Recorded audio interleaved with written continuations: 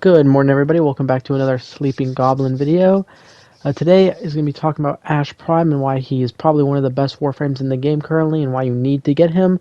Kind of like how Zephyr Prime is a must-have Warframe, in my opinion. Ash Prime is also a must-have Warframe, so we're going to go over that. This is a quick little bonus video. Also might end up, in case I have to delay it, might be like a hold you over video, because I got a slightly bigger video that I'm trying to make that'll be dropping next week at the time of making this one. But let's get into the build, let's get into the setups, let's get into why Ash Prime is a must-have Warframe in the big 2025. So what makes Ash such an interesting Warframe is his abilities really focus on slash and dealing crazy damage with the right augments and mod setups.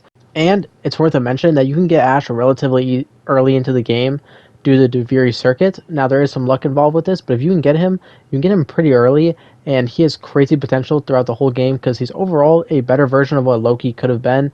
Loki has some fun stuff you can do with him, but Ash is kind of overall just a better version of what Loki could have been, like I already said. So I recommend you go get Ash and use this video as a guide to Ash and how you can kind of build him. I'm not going to kind of focus on the new player side because, well, yes, you can get him early. You're not really supposed to, I feel like, but with the Duviri circuit, you can kind of get any Warframe early unless they have certain parts that are blocked behind, like a resource blocked behind something. That's kind of a side tangent, but just know that this kind of be focused more on endgame builds. But you should go get Ash if you're a new or a veteran player if you don't have him already.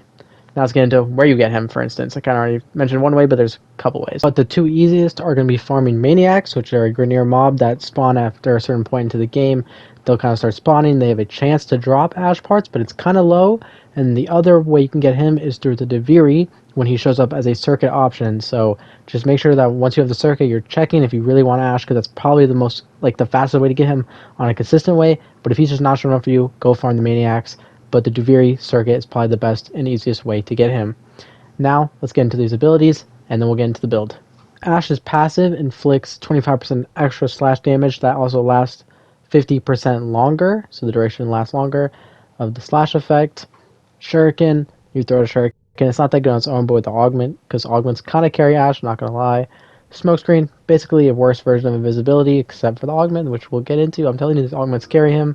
Teleport at base, which we have Subsume for Ensnare for this build, and then Roar on the other build, and then Teleport on the third build I'm going to show you. But basically, just know that normally it's Teleport, which is pretty good in certain circumstances and has a decent augment as well. And then Blade Storm, which is a great ultimate, and is actually probably his best ability without any augments.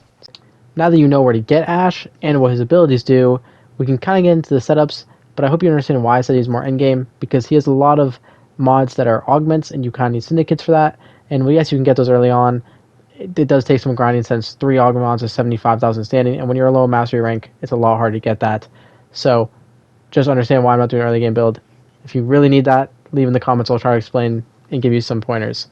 But let's get into the build. The first build is going to be the build that you use for all types of endgame content. There's no specific stuff you can use with any weapon and anything at all.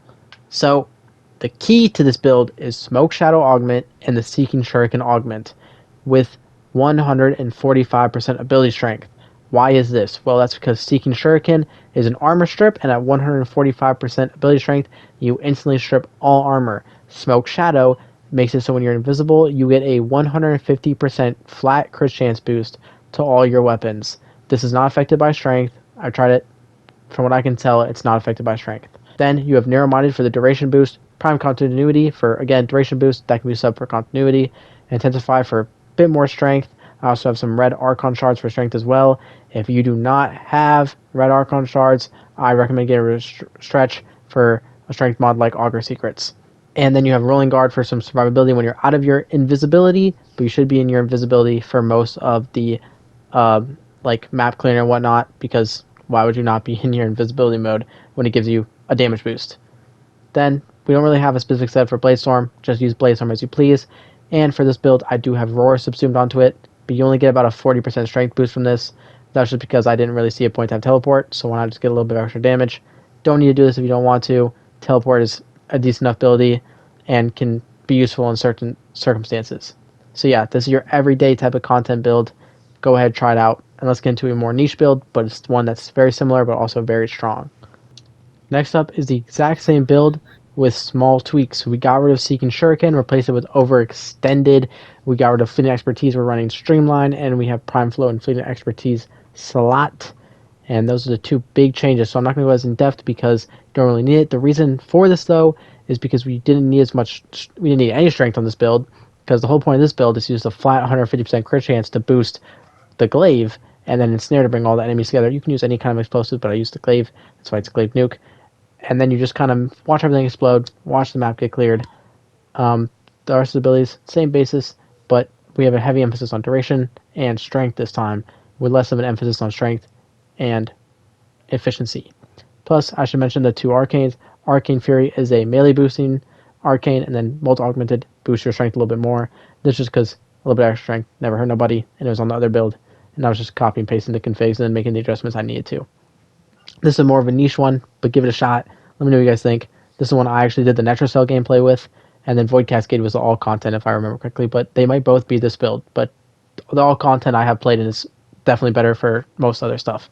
So let's get into the final, most niche and weirdest build, but something I thought that would be worth a mention at the end here. Not going to go too deep in this. Here's the glaive build though. Didn't realize I didn't throw that up while I was editing. Here it is.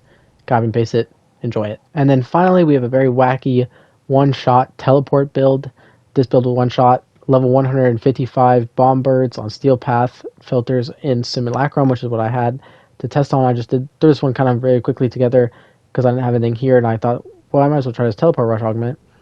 So this one's more focused on strength. As you can see, we still run Smoke Shadow because Smoke Shadow should be on your build at all times. And then we have a heavy emphasis on strength here with Blind Rage and Umbral Intensify.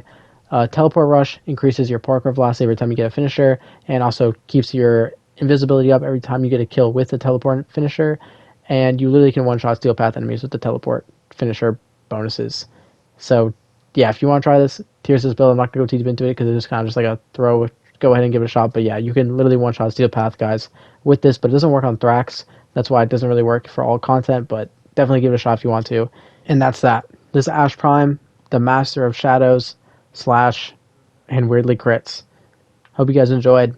If you did, I hope you wouldn't mind leaving a like. Subscribing to my new channel. We're at 5 subscribers already. I want to low-key, in like 2 or 3 months, be at 20. I know it's crazy. 20 is a lot. Oh my god. But that'd be pretty awesome. So yeah, I'll see you guys next week on Sunday. Still is the plan. If it gets delayed, I'm sorry, but for kind of a bigger project as I keep hyping up. And I hope you guys enjoyed this little video. It wasn't as high quality as I'm trying to make with my other videos, but that's because I really just want to throw this one out here. And go ahead and try the Ash build. Let me know in the comments down below. And have a great rest of your day.